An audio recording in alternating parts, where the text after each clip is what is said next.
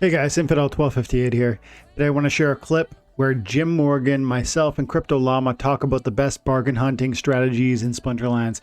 We talk about analyzing common cards and finding amazing deals there, but also the legendary summoners and where we can compare and contrast their cost versus utility. This is a shorter video, but there's tons of good tips in here, guys. Stick around, stay tuned, like and subscribe. Have an amazing day. God bless.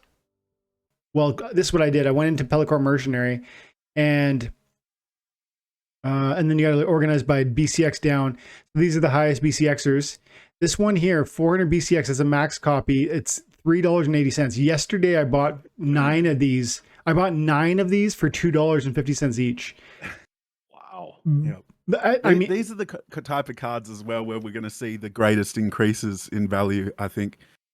Because as with anything, and I speak a lot about this in market cap and the price, it takes far less amount of money to increase the value of those cards than it does with higher value cards. Yeah, you know, for a $40 card, it takes a lot more money to double the value of that, to go from $40 to $80. Yeah. As opposed to these small cards where it's $3.80. Yeah. $7.60 is not far off from that. Yeah. No one, like, people aren't going to bat much of an eye if this max level card was $8 or 10 or 12. Yeah, exactly. Yeah. Not an issue at all. And we've seen this previously, like with towards the end of last year, with Flesh Golem, for instance. Disgusting prices for a maxed out copy, which Pellicore Mercenary is basically based off, right? Same sort of tank, I guess. Yeah. But I don't, once everything starts increasing again, I don't see that out of the realms of possibility. Totally. And I think historically I've seen that these commons and rares are the ones where they can be like 100x or even, 200x or something like that. Because, like, to your point, like, that's, just, they are, first of all, sometimes they're that good. And second of all, it isn't that much money. Like, if you were to say a carry card, like I would say Flesh Golem, or if a carry card was $400, you wouldn't kind of, there's a lot of great cards that are $1,000 or $2,000. Some of them are $4,000 for some of the best cards. If it's a really pivotal card and it costs $400, it's like actually not that bad. And yet right now it's so cheap because they're just everywhere. They, like I said, I bought 9 copies yesterday that were max.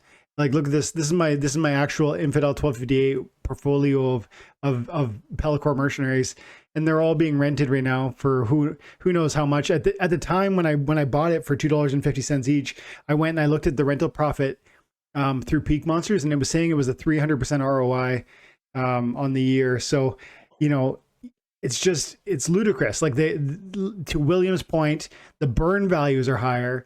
To the point you're raising with the Splex Llama, like, the rental opportunities are significant in terms of how fast they pay it off.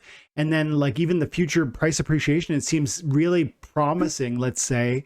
And so it's just a crazy time. But I'm not spending any DC on cards right now, guys. And if anybody in the audience is doing that, like Llama was saying, like, just hold on to that. I'm putting in a little fresh money though, because I do think these prices are so cheap. I've been putting in, like, this month I put in $200 worth of credits just to get in here and just buy up some of these cheapies. And I'm super glad I did. I mean, I was tempted to even, because I know it's guaranteed. I was tempted even to swap out all my SPS to DEC. Capture that change in value over a short period of time, and then convert it back. Wow. Because I know that it's a guaranteed. Yeah. I see. With SPS 40% price increase, yeah, I mean, it's possible. It's not out of the realms, but this is a guarantee. Well, as far as we can say. Yeah, it's almost a guarantee. But going back to the reward cards and what your picks are there, I think I'm 100% with you with these low value cards. And second to that, I think next up from these reward cards, which are going to be ceased to be being printed, is airdrop cards, because these cards are there's far less in circulation and far less being printed than standard cards because they're limited edition, right? Well, I mean, most cards in Splinterlands are, but there's less going to be printed. Do you mean the reward cards? Which one are you talking about? I'm talking about airdrop cards. Oh, okay, yeah. But for instance, right now, which to me is absolute insanity, considering the value of this card and what it does for the Life Splinter Grandmaster Rathe. Yes, exactly. You're looking at it now. It costs less to max out Grandmaster Rathe than it does to max out Obsidian. I know. To me, that's ludicrous, dude. That card, Grandmaster Rathe, plus one armor, void armor on everything and amplify. Yeah. That, as opposed to +1 magic. Yeah. It's amazing. That doesn't make sense. It's like $211 or something at the moment to max out a Grandmaster Rathe, and it's what, 277 or something like that to max out an Obsidian. Yeah. And there's like 270,000 Obsidians in circulation, and there's like 15,000 Grandmaster Wraiths printed. Mm-hmm. That's crazy. That just, to me, that makes absolutely zero sense. And I think that people should be taking those kind of opportunities, and that kind of opportunity, it wouldn't matter what the price of DEC is. I'd just change the money into DEC and max out a copy, which I've already done. Yeah. But that to me, that doesn't make any kind of sense. Dude, this is where I totally agree. And I was looking at Grandmaster Rathe regular foil versus General Sloan, and Sloan was like, I want to say $20 cheaper, but Sloan is nowhere near as good as this card. And I believe as well that Rathe is better than the Peak Rider too, because that 100%. And what Peak Rider is going for $130 at the moment, I think. Yeah. Is it? Yeah. $130 per BCX. That's right. Yeah. And I mean, yeah, the 3 armor's great. The -1 range, take it or leave it, but +1 armor. So to an already life Splinter is already the most heavily armored Splinter in Splinterlands. Yeah.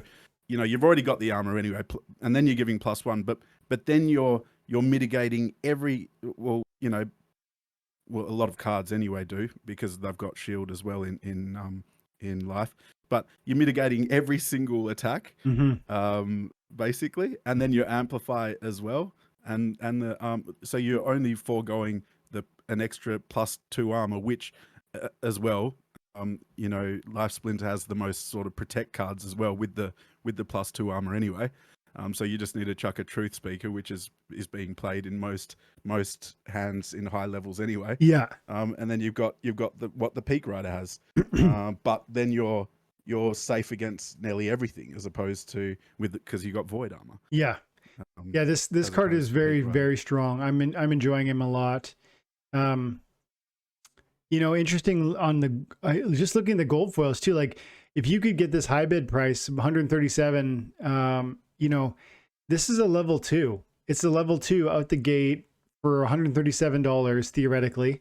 And I think if you looked at the regular foil, like we were talking about 3 copies, which is $60. Like, so you're paying like maybe double. Yeah, okay, it's double, but like, there's no way that gold foils are so rare, and gold foil legendary summoners are so desirable, like in the long run. Maybe not, maybe the price goes down from here. I don't know if it goes down, because you guys were talking, you both mentioned earlier when we were talking about the card prices, maybe what are they going to do in the 6 months to a year? You both seem a little bit, maybe, let's say, reluctant to say either way, to be honest. And I think I agree. Like I implied that I could see the prices, staying stable, but I could imagine them really pumping before when land launches, and suddenly there's this whole new place to dump our cards, and then what will that do to supply? And so I could see a lot of different reasons why it might pump. I could also see, a continued trickle that bleed out. So I don't know either. But when I think about Grandmaster Rathe, I'm like, we're making some amazing arguments why the price is great now. I don't know that it doesn't get better. Like I could see the price continue to fall. I don't know. Maybe it does in the short term. Yeah, in the short term. But and I know you are as well, and I'm sure Jim is too. But DCAing in anything is a great idea in the crypto world. Yeah. Because we're, especially when we've been in a bull market for some time now. Mm-hmm. DCAing is obviously going to be prosperous moving forwards.